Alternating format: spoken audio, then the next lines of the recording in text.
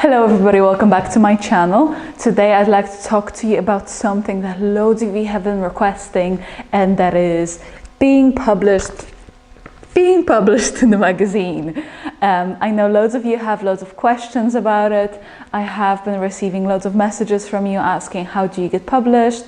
How do you get noticed? How do you get in contact with the magazines and so on? So I'd like to talk to you about it today. So first, when I started photography back in 2013, it was my first ever client shoot. I did take some photos of my model friends, or like girls who wanted to be models and so on. And it was nice, but it wasn't where I wanted it to be. I came from a background where I would be on the photo blog. It was like a Polish website that I would like follow. And it was more like a kind of portrait photography rather than editorial. And it was a very long process for me to learn how editorials work and how to shoot them properly. I didn't realize for years that, you know, shooting a fashion editorial, it's more about the clothes than about the model's face. Of course, it is all as equally important, but you do have to keep in mind how the clothes look. So that's kind of something that it took me ages to realize and took me ages to learn how to shoot in a way that the clothes or the jewelry or whatever is shown in the best way possible, using the model and using my team rather than having the model as a focal point.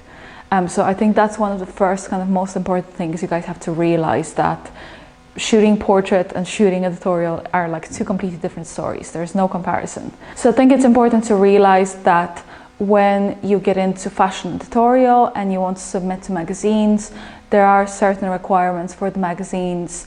If you want them to accept your submission, you know, the clothes have to be in the stores. It has to be quite recent. Usually, I think the shoot has to be published within 4 weeks of you shooting it, to make sure that the clothes are still in the store and they're still available. So this is definitely one of the things you have to keep in mind. New season, that's another thing. So if you're, let's say, getting into from January up to around June, you're looking at spring, summer. From June onwards, you're looking for autumn, winter. So there's loads of stores that are not going to lend you clothes that are spring, summer if you're shooting for a magazine that is coming out in autumn, winter, because they know that it's not going to be in the stores. Another thing that is really important is that the shoot that you're submitting to a printed magazine must be unpublished. It's the same case, I think, with a lot of online magazines, but it's definitely very strict with printed magazines. It has to be unpublished. Usually behind the scenes has to be very, very minimal. So you are not allowed to put full looks on Instagram and so on, because that kind of defeats the purpose. You know, the magazine wants to be the first to show you the outfit. Usually the magazines ask for at least 8 looks. They're asking for 1 double-page image that I can put at the front of the magazine usually, and then the rest of it is in portrait format. I've been getting a lot of questions of how to get into the magazines.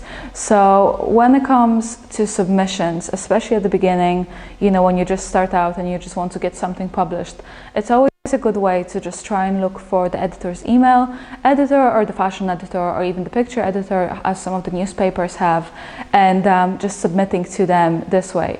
Or even, you know, sending them an email and being like, hey, you know, this is my name, this is my portfolio. Just introduce yourself, even if you don't have anything to show.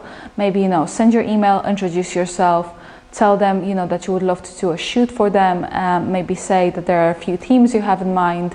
It's always very helpful to maybe have a few mood boards prepared, you know, kind of to show them what you have in mind, and they will tell you if that's something that they are planning for, is that something that they have space for in the magazines.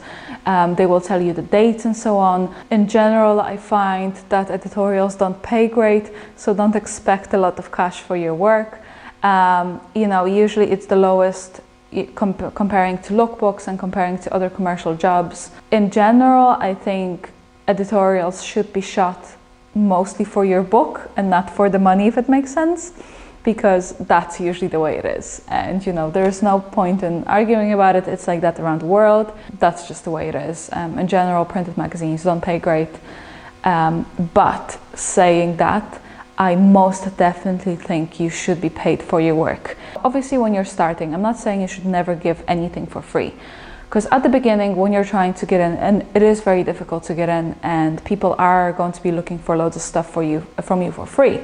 And I feel like You have to do that once or twice or 3 times. It happens. I'm not going to lie, I've done it. I think everybody done it at some point where they gave their submission for free to a magazine because it was a good opportunity. But saying that, A, it has to be a good opportunity. B, it cannot happen all the time. So if you give something to somebody for free, you should expect them to at least book you for another editorial that is paid, even if it's minimal pay. You should expect something in return long run. You know, it's easy to get caught into giving something to somebody for free and then never receiving payment because they get used to you giving it to them for free. That's one of the reasons why I don't want to submit to online magazines, because unfortunately a lot of them expect you to submit for free, or they are not giving you enough money. I came across this magazine, they liked a bunch of my photos, they were a beauty magazine, and they said in the description that they are offering $100 for a cover shoot. And they made it sound like it was an amazing opportunity. And unfortunately, it's not. $100 does not cover any costs whatsoever. It doesn't cover the model costs, it doesn't cover the photographer, it doesn't cover the studio, especially for a beauty shoot, which you have to use the studio for every time. It will barely cover lunch if you're lucky, if you're living somewhere where the food is relatively inexpensive. It's just not good enough. And for them to be wrapping it up into making it into this massive opportunity is just a really, really shitty thing that a lot of magazines do. I think they're working, or they're using the fact that loads of young people are going to do a lot of things to get into those magazines, and they are willing to, you know, sacrifice the payment or, you know, pay for it themselves. I've heard of magazines who actually ask you to pay for a submission, which is absolutely shocking. I know Institute magazine is one of them. There is a few other ones, and for me it's just a disgrace. I don't think you should ever pay to be published in a magazine, especially if you put in all the work and all the money into it. It's just not respecting your work, it's not respecting your time, and this is not the way the industry works. You are giving them content, so they should provide you with some sort of payment. It should not be the other way around, where you have to pay for the submission and you have to, you know, do all the other crazy stuff. You don't usually get great response from online magazines. The clients don't usually see it as much, and they don't really care because it doesn't affect their sales. So I just don't think it's worth your time and effort, and it's definitely not worth paying money for it. I think it's just all about knowing your market around you in the country that you're in. I think it's about trying to get to know the editors, you know, kind of submitting to them. Even if you have a shoot that you really like, just, you know, put a little contact sheet together or retouch a few of your favorite images and, you know, hit them up and be like, hey, you know, this is what I've done with my team. I really love it. I think you would like it too. Would you please have a look at it? And, you know, sometimes they reply, sometimes they don't. You know, a lot of the magazines won't reply to you, but saying that it's still worth trying because there is always somebody that will possibly take your shoot. So like the nice and glossy kind of magazines are always amazing, and they're on the shelf much longer because they are usually on the shelf for a month.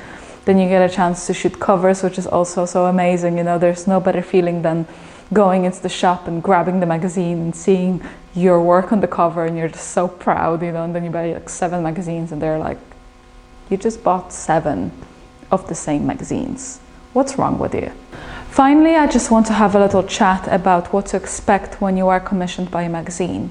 So basically, let's say you created a mood board, you emailed the editor, they like the idea, they want to commission you, and they obviously want to pay you, because don't ever get magazines to commission you and not pay you for the job.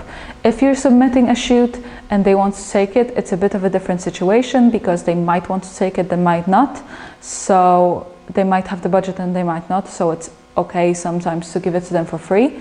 But if somebody approaches you with a job, then it's supposed to be paid. Usually if you are commissioned, make sure to quote for, you know, studio fees. If there are some, you know, there's no reason you should be covering the studio by yourself. You should not be paying for lunch for the team, or the team shouldn't have to pay for the lunch for themselves. The editor should cover your food money, or at least, you know, coffees or something. There should be some sort of a contribution, because if they are hiring you for a full day, it should be a standard for them to feed you at the same time. So remember that, free food, awesome. So in general, you just shouldn't be spending anything like, you know, like parking, travel costs, all that kind of stuff, it should be covered by the magazine. Okay, so once the shoot happened, you know, you have your amount of looks. The way I usually work is I create a contact sheet with numbers of the photos underneath, and then I WeTransfer it or Dropbox it to the editor so they can pick their favorites. Once they come back to you with their selection, you go ahead and you do your Photoshop work or stuff. If you're not sure about what kind of retouching do they want, it's always better to maybe retouch one photo, send it to them and be like, is this okay with you? Is that kind of style okay? Because sometimes magazines want to go for a very minimalistic look or very clean look and so on. So just keep that in mind. So it's easier to just send them one and get the feedback from them rather than having to redo 12 images that you've done and they're not really happy with. So keep that in mind as well. When I export my images, I usually export them from Lightroom, but it's the same with Photoshop. You have to save at 300 dpi because that's the usual standard for print. I always send them to them full res, and then they resize it whichever way they want or whatever layout they want. I don't really bother with that. Then I get the stylist to send the team credits and to send the clothing credits. Sometimes the magazines ask you for shoot names, but usually, to be honest, they've come up with them themselves. Again, don't let magazines abuse you. Don't let them use the fact that you're not published and that you want to be published, because it is not worth it, especially for online magazines. I find with print, you have some power, you know, you can get certain shots and people will love it, but most of the time it's just not worth the hassle. So you're better off declining a publishing, you know, publish it on your Instagram and just be happy with that, rather than trying to publish something, you know, no matter what, and then being screwed over by the magazine, because it's just not worth it, and they are not going to respect you as an artist, and they are not going to hire you to do a paid job. They are just going to use you, use the photos you took, and use your work for free as long as you provide it to them, and then they're going to find somebody whose work they like and they want to pay them for it. So unfortunately, that's a very harsh truth, but that's the way it is. So always remember to respect your work, always remember to keep that in mind when shooting, and good luck. That's all I will say. It's a tricky business. You have to be patient, you have to work hard, but I promise it will pay off one day. I hope you enjoyed this video. If you did, please give it a thumbs up, please subscribe to my channel and let me know what you want to see next, and I will see you next time.